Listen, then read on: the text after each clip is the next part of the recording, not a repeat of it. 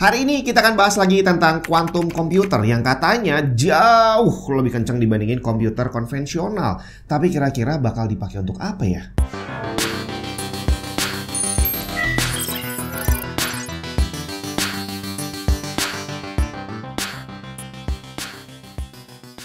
Komputer konvensional itu adalah semua komputer yang kita pakai saat ini. Dari PC yang ada di rumah kita, laptop, sampai superkomputer itu disebut komputer konvensional yang masih menggunakan teknologi silikon. Pakai transistor, bre. Nah, yang membuat setiap komputer, setiap prosesor itu berbeda kecepatannya adalah dari jumlah transistornya. Semakin banyak transistornya, semakin kenceng komputernya. Nah, kira-kira ada berapa banyak transistor yang ada di sebuah prosesor? Kita ambil contoh Core i9 13900K. Intel memang tidak menyebutkan berapa jumlah transistor di dalamnya, tapi dengan dimensi chipnya dan teknologi fabrikasinya yang bisa mencapai 100 juta transistor lebih per milimeter persegi, maka kurang lebih diperkirakan Core i9 13900K memiliki hampir 26 miliar transistor. Bayangin, ada 26 miliar whatever apapun itu di dalam penampang yang sekecil itu.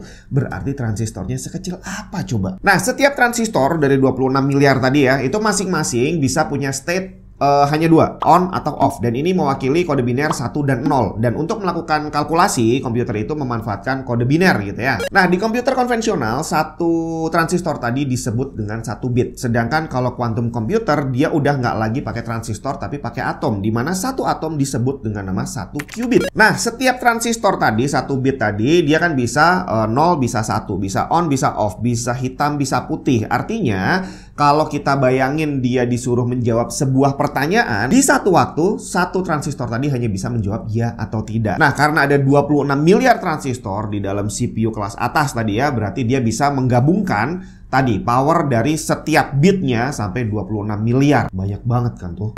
Artinya di saat yang bersamaan, yang tadinya 1 bit hanya bisa menjawab satu pertanyaan, sekarang dia bisa menjawab banyak sekali. Nah, kira-kira apakah itu masih kurang kalau dibandingin sama quantum computer? Nah, kalau dibandingkan dengan 1 qubit, kalau tadi 1 bit dia hanya bisa on, bisa off, bisa 1, bisa 0 gitu ya. Sedangkan qubit dia bukan hanya bisa 1 atau bisa 0, tapi dia ada yang namanya superposition. Dia bisa ada di posisi manapun dalam ruang 3 dimensi. Jadi seperti ada satu jarum di dalam sebuah bola, dan dia bisa menunjuk ke arah manapun, bukan cuma atas dan bawah, tapi bisa kemanapun. Jadi kalau 1 bit hanya bisa memberi chance menjawab A atau B, 1 qubit bisa memberi chance ngasih jawaban yang tidak terhitung jumlahnya. Dia bisa ada di atas, bisa ada di bawah, bisa miring gini, bisa miring ke sana, dan bisa kemanapun. Jadi dari hanya 1 bit dan 1 qubit ini aja, jawaban yang bisa diberikan oleh keduanya bedanya bener-bener jauh. Para ahli menyebutnya sebagai astronomically different gitu ya. Jauh lebih besar dan tidak bisa dibandingkan. Tapi kalau sampai ada komputer sekencang itu, kira-kira bakal dipakai untuk apa ya? Bukankah sekarang superkomputer itu udah kenceng banget? Bahkan kalau kita pakai PC di rumah dan yang udah pakai prosesor high-end gitu ya, dipakai buat ngitung apapun, dipakai buat ngerjain pekerjaan seperti apapun, kayaknya ya kenceng-kenceng aja sih ya. Memang agak susah kita membayangkan penggunaan superkomputer karena yang ada di kepala kita penggunaan komputer itu ya hanya sebatas sebagai mesin hitung, sebagai mesin untuk ngetik, mesin untuk main game gitu kan ya.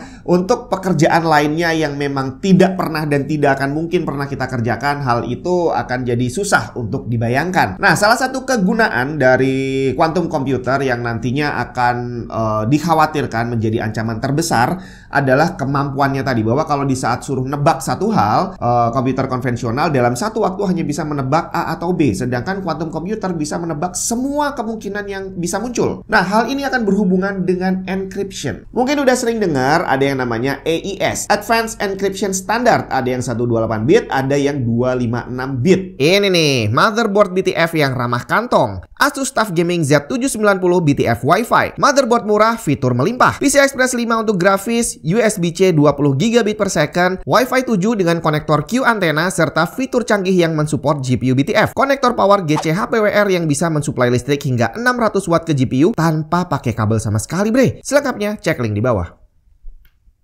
Nah, dengan teknologi komputer yang ada sekarang, ngehack encryption itu boleh dibilang hampir nggak mungkin. Jadi kalau kita menggunakan brute force itu artinya kalau kamu bikin password ada 10 digit gitu ya. Brute force itu berarti nebak satu-satu semua digitnya dari A sampai semua karakter yang bisa ditebak. urut 1 sampai 10 gitu ya. Jadi dengan komputer konvensional, cara yang bisa dilakukan adalah nebak satu-satu, dan semakin kenceng komputer kamu, semakin cepat juga kamu bisa nebaknya. Tapi untuk memecahkan encryption 128 bit tadi, bahkan dengan superkomputer yang ada sekarang, butuh waktu diperkirakan sekitar 1 miliar tahun, bayangin. Tapi sebuah quantum computer dengan 128 qubit, dia akan bisa membongkar encryptionnya hanya dalam hitungan detik. Artinya jika quantum computer udah bener-bener menjadi barang yang mainstream gitu ya, bisa dipakai oleh banyak orang, berarti semua sistem keamanan yang ada hari ini akan tidak ada artinya lagi. Dan ini bukan hanya sekedar khayalan, bukan science fiction. Udah banyak negara, terutama Amerika Serikat, mulai menyusun aturan undang-undang untuk meregulasi penggunaan quantum computer. Tapi selain untuk membongkar enkripsi, kira-kira apa kegunaan quantum computer lagi? Ya sekali lagi, dia udah sangat kenceng dan kita nggak bisa ngebayangin seberapa kenceng quantum computer itu. Jadi kalau kita membayangkan penggunaan seperti sekarang cuma buat ngetik dan buat ngegame, aduh kayaknya nggak banget deh ya. Jadi sampai hari ini semua perkembangan teknologi dari berbagai macam bidang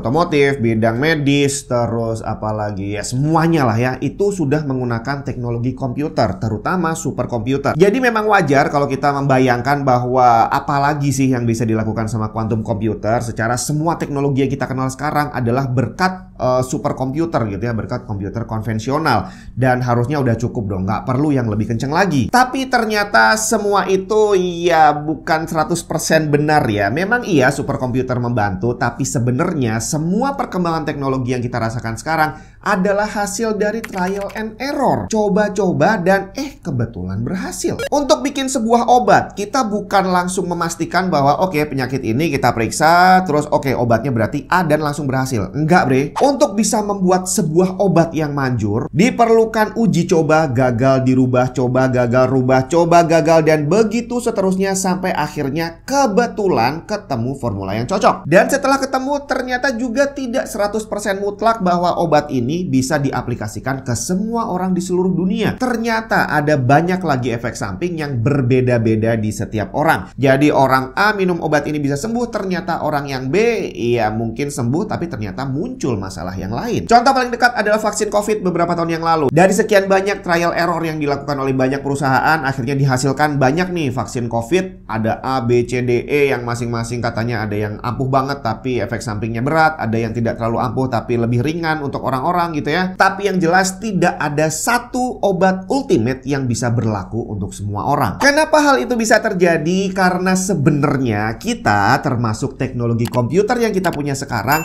masih belum bisa mensimulasikan hal-hal yang ada di level atomik. Jadi secara molekul kita tuh nggak tahu apa yang sebenarnya terjadi. Jadi akhirnya yang bisa kita lakukan adalah mengira-ngira, oke, ini virusnya A, terus dia kalau dikasih zat B itu dia ternyata bereaksi nih. Jadi gimana caranya biar dia bisa mati? Akhirnya dicoba deh pakai zat B, C, D, E, dicampur sana sini dan ngelihat mana yang bisa membuat reaksinya itu sesuai dengan harapan para saintis gitu ya. Dan ujung-ujungnya setelah ratusan atau mungkin ribuan kali percobaan, kebetulan ketemu ada satu yang bisa bikin virusnya mati. Dan itulah yang akhirnya dijadikan obat. Tapi prosesnya panjang banget bre. Nah, quantum computer yang tadi disebutkan bahwa dia bisa menyelesaikan pekerjaan yang kalau superkomputer lakukan itu butuh 1 miliar tahun, ternyata quantum computer hanya butuh waktu beberapa detik.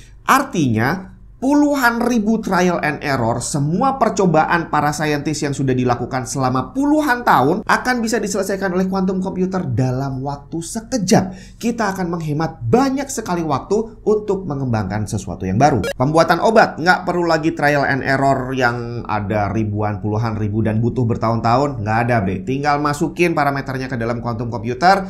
Mereka yang akan melakukan simulasi yang hasilnya akan jauh lebih presisi dibandingkan trial and error yang selama ini dilakukan. Hasilnya tadi, pekerjaan yang kalau dilakukan superkomputer butuh 1 miliar tahun, saat dilakukan oleh quantum computer cuma butuh beberapa detik. Bukan hanya di bidang medis. Kalau tadi cari obat prosesnya panjang banget, ternyata semua hal di dunia teknologi itu memerlukan proses yang kurang lebih hampir sama. Salah satu contohnya di dunia teknologi ini, dinding yang hampir sangat sulit untuk bisa ditembus adalah teknologi baterai yang sejauh ini cuma gitu-gitu aja.